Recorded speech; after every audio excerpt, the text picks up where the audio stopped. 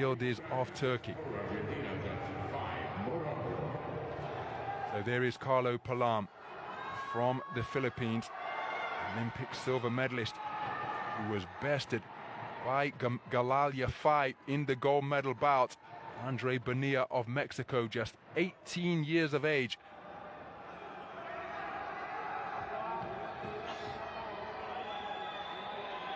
He and his twin brothers, both competent boxers. So there are the judges from Kazakhstan, Norway, Ukraine, Argentina and Morocco.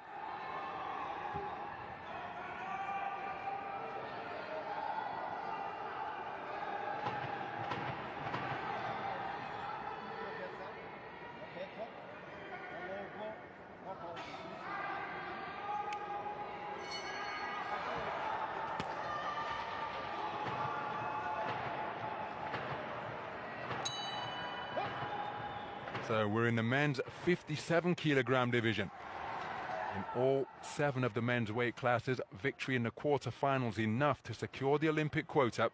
This one between boxers from the Philippines and Mexico. The muscular figure wearing red is Carlo Paalam, the Tokyo Olympic silver medalist, losing to Galalia Fai in the gold medal bout.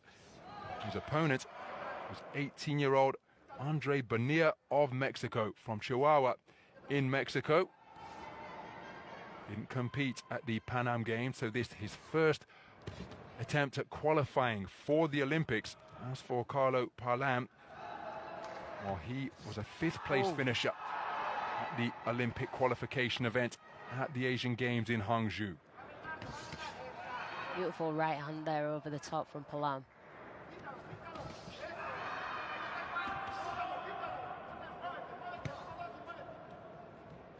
So a minute gone in this opening round. Bonilla proven to be a fleet-footed operator as he switches and scores with a good left hand down to the body.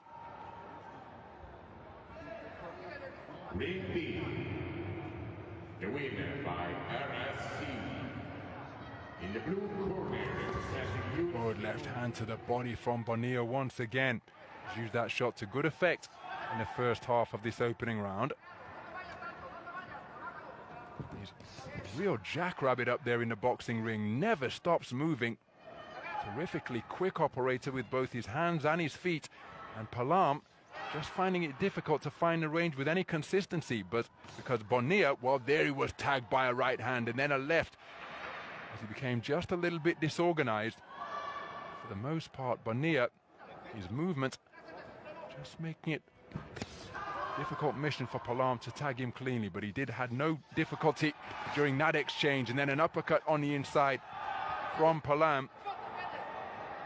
Both fighters just on the razor's edge, in punching distance, slipping, feinting, moving. Really good to see.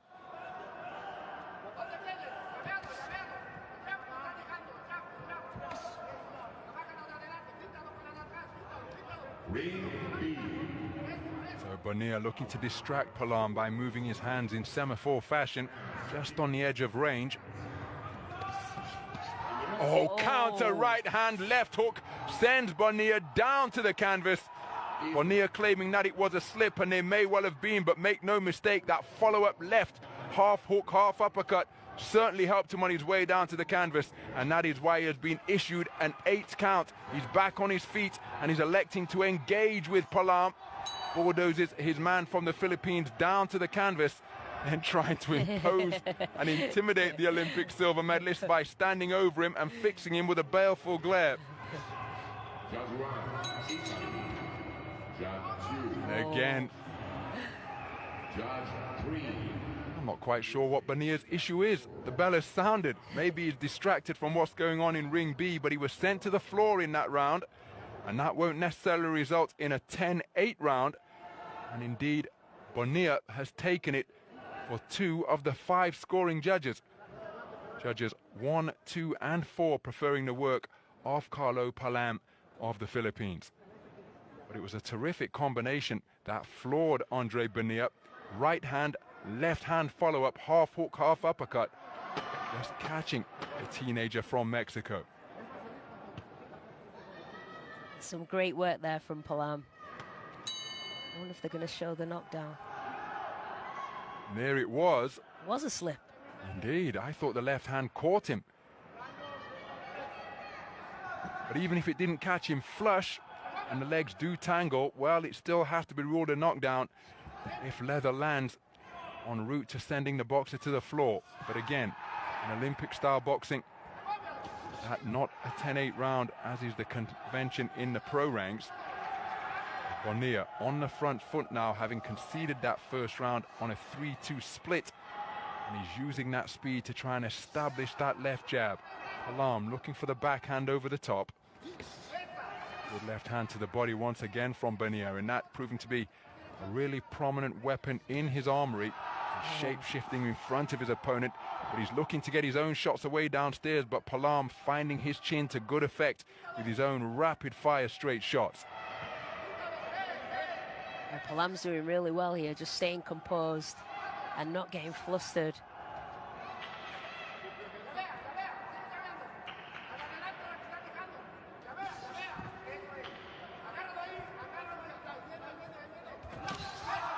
Right hand not too far away after the left jab landed. The right hand ended up going long, just shooting over the shoulder of Bonilla. Bonilla hitting on the break, my goodness. And that is why the referee reminding him in no uncertain terms that he has got to step back. Didn't do so on that occasion and helped himself to a rapid fire combination. On the resumption, it's a left-right before he's able to back away from the attempted counter from Paalam. Oh, that's a cracking right cross landed by Paalam, just backing up Bonilla towards the ropes. These representatives of two proud boxing nations, so much tradition from each of their respective homelands. Bonilla really giving Paalam something to think about in this round. So lead left hand caused Bonilla's left uppercut to fall short, but Bonilla, look at the manner in which he's able to cut off Paalam and just make him work. And he's moving laterally. Bonilla with a burst of punches to the body. Paalam tied up in Bonilla's corner for wrestling his way free to get back to the space of center ring. Oh, well, he avoided the first right-handed Bonilla. He couldn't evade the follow-up left, but then he responded immediately with a shot to the body. Two explosive boxers launching some really speedy shots from both hands. The left hook to the body proving to be Bonilla's Sunday punch. Nice jab there from Paalam.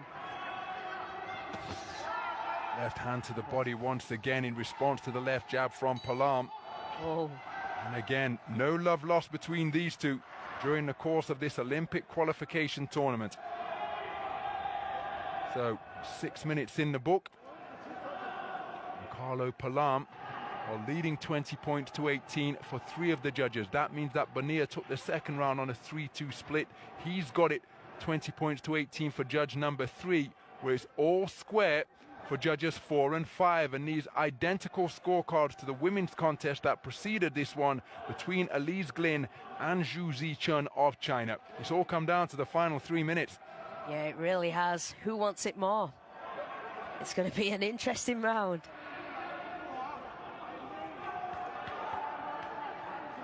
So words of inspiration and encouragement as much as instruction from Andre Bonilla's corner.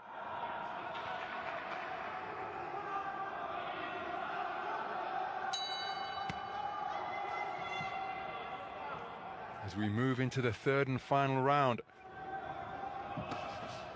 Bonilla onto the front foot once again. Remember, Paalam leads 20 points to 18 for 2 judges. As another left hook sinks into the body from Bonilla, and that is why Paalam is electing to stand and fight, but Bonilla holding his own during that toe-to-toe exchange and getting the better of that portion of the trade-off. Now that's really naughty. I think Bonilla could find himself in trouble here because he appears to have injured Carlo Paalam with that move that threw him down to the canvas. Carlo Paalam, I think it's his shoulder. Yep, he's reaching for his shoulder, he's flexing his neck. The doctor is being called up onto the apron, and here's a look at how it happened. Simply cannot do that. Shoulder. That is a hip toss. Now, is Paalam able to continue?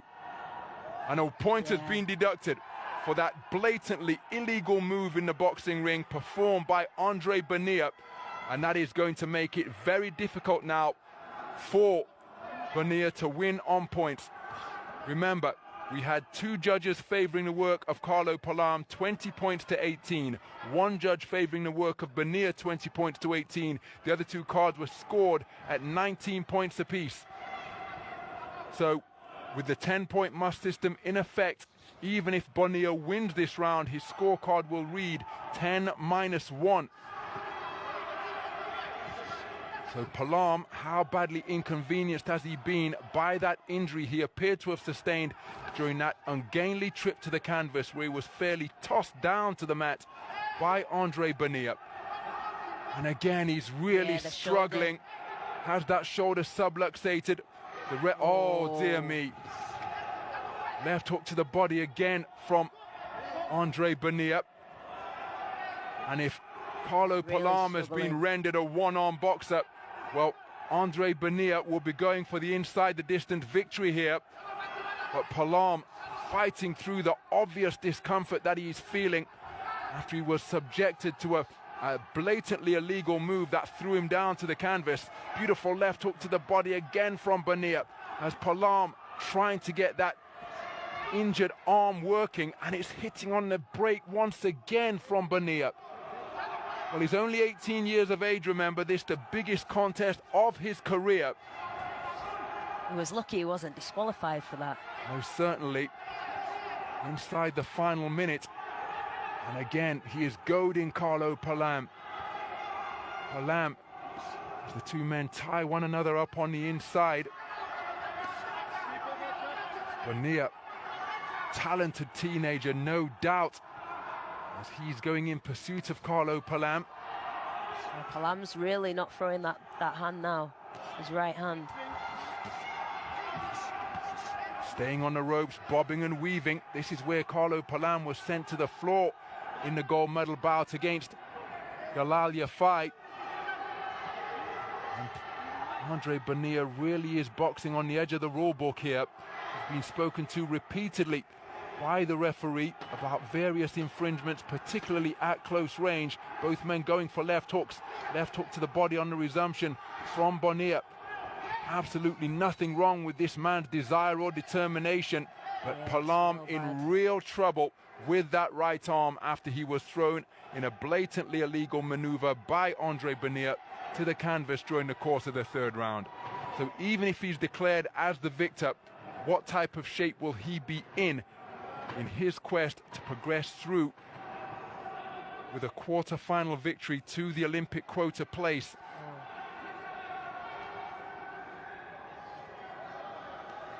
Don't need reminding as to how tough boxers are. Carlo Paalam in some distress, and nice to see that respect between Bonilla and the opposing coaches of his opponent.